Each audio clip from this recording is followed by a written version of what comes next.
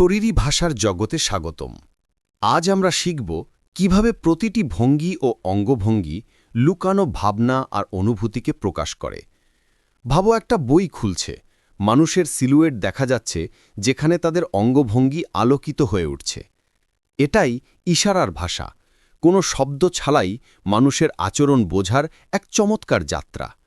চলো শুরু করি সম্পর্ক আর প্রথম ভাবমূর্তি থেকে। কল্পনা করো, তুমি এক ব্যস্ত বিমানবন্দরে দাঁড়িয়ে আছো। তুমি দেখলে একজন ব্যবসায়ী সোজা হয়ে দাঁড়ানো, কোটের বোতাম লাগানো, ফোনে কথা বলছে। তার ভঙ্গিমাই বলে দিচ্ছে গুরুত্বের কথা। ফোনের ওপাশের মানুষ নিশ্চয়ই ভিআইপি। এবার তাকাও একপাশে দাঁড়িয়ে অসাবধানী সাধারণ একজনের দিকে। সে আরাম করে দাঁড়িয়েও কথোপকথনে পুরো মনোযোগ দিচ্ছে না। মজার, তাই না? কিন্তু থামো, আরেকজনকে খেয়াল করছো? একটু কাত হয়ে দাঁড়িয়েছে, ফোনটা বিকের কাছে আঁকড়ে ধরে রেখেছে। সম্ভবত ব্যক্তিগত কথা বলছে, নিজের অনুভূতিগুলো গোপন রাখতে চাইছে। অবিশ্বাস্য না, শুধু পর্যবেক্ষণ করেই কত কিছু জানা যায়। এবার আসি হাসির কথায়। সব হাসি একরকম নয়, জানো তো।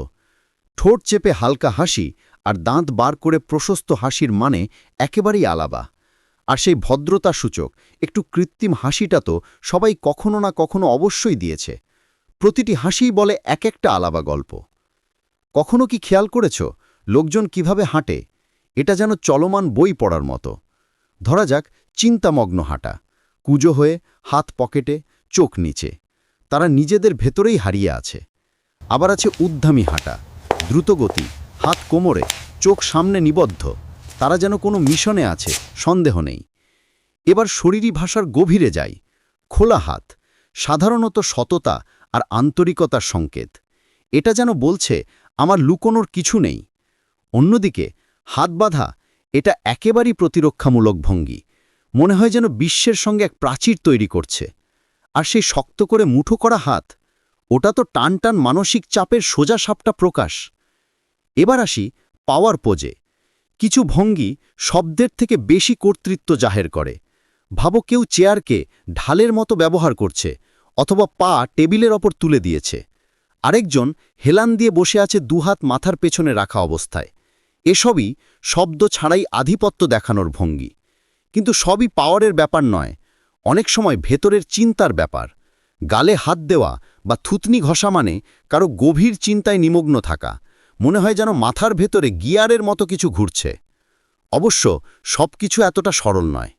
নাক ছোঁয়া, চোখ বন্ধ করে নাকের হাড় চেপে নেওয়া বা কথা বলার সময় মুখ ঢেকে রাখা, এসবের মানে হতে পারে সন্দেহ বা লুকানো আবেগ। ওরা যেন নিজেদের কাছ থেকেও কিছু গোপন করতে চাইছে। চলো একটুখানি ইতিবাচক দিক দেখি। প্রত্যাশা। কখনো কারো দ্রুত হাত ঘষতে দেখেছ? সাধারণত সেটা উত্তেজনা বা আগ্রহের সংকেত। আর আঙুল ক্রস করা, ওটা তো শুভ কামনা বা আশার সার্বজনীন চিহ্ন। এবার আসি নার্ভাস অভ্যাসগুলোতে। চাপের মুহূর্তে কেউ গলা চুলকাতে থাকে, চেয়ারে মরাচড়া করে বা টেবিলে আঙুল ঠোকে। মনে হয় শরীর জমে থাকা শক্তি ঝেড়ে ফেলতে চাইছে। মনোযোগ আর একঘেয়েমিরও আলাদা আলাদা সংকেত আছে। একটু কাত হওয়া মাথা নিয়মিত আগ্রহ প্রকাশ করে, কথার দিকে শরীর যেন ঝুঁকে আছে। কিন্তু হাতের ওপর মাথা রাখা আসলে তখন বেজার বা মনোযোগ হারিয়ে ফেলেছে। মনে হয় যেন লিখে ঝুলিয়ে রেখেছে, শেষ হলে আমাকে ডাকো। আত্মপ্রদর্শনও ভুলে যাওয়া যাবে না। মানুষ পোশাক ঠিক করে, চুল গোছায় বা বসার ভঙ্গি পাল্টায় আকর্ষণীয় বা আত্মবিশ্বাসী দেখাতে। এটা যেন প্রতিদিনের জীবনে মাইক্রো ক্লোজআপের জন্য তৈরি হওয়া। চলো এবার সব জ্ঞানটা কাজে লাগাই। তুমি কি সংকেতগুলো ধরতে পারছো? একঘেয়েমি, প্রত্যাশা, আগ্রহ, সবই তো শব্দ ছাড়াই বোঝা যায়। এটা যেন আড়ালেই থাকা এক গোপন ভাষা। ইশারার ভাষা শিখলে মানুষকে বোঝা অনেক সহজ হয়। এটা যেন এক প্রকার সুপার পাওয়ার, কথার ফাঁকে ফাঁকে পড়তে জানার ক্ষমতা। মনে রেখো, প্রতিটি ভঙ্গি, প্রতিটি নড়াচড়া একটা গল্প বলে। প্রশ্ন হলো, তুমি কি সেটা পড়তে প্রস্তুত?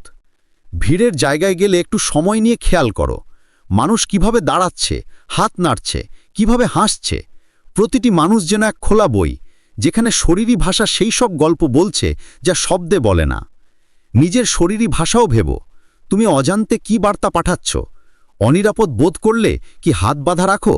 নার্ভাস হলে কি চুল নিয়ে খেলো? নিজের অবচেতন সংকেত বোঝা তোমার যোগাযোগ আরও স্পষ্ট আর কার্যকরী করবে। তবে মনে রেখো, প্রেক্ষাপটই আসল। একক ভঙ্গি কিছুই প্রমাণ করে না। পুরো ছবিটা দেখা দরকার, পরিস্থিতি অনুযায়ী সব টুকরো একসাথে বসানো। এটা যেন ধাঁধা সমাধান, প্রতিটি ভঙ্গি হলো আলাদা টুকরো। অভ্যাসই পারফেক্ট করে। ছোট থেকে শুরু করো, কাউকে দেখে তার হাঁটার ভঙ্গি থেকে মুড ধরার চেষ্টা করো। ধীরে ধীরে আরও সূক্ষ্ম সংকেত ধরতে পারবে।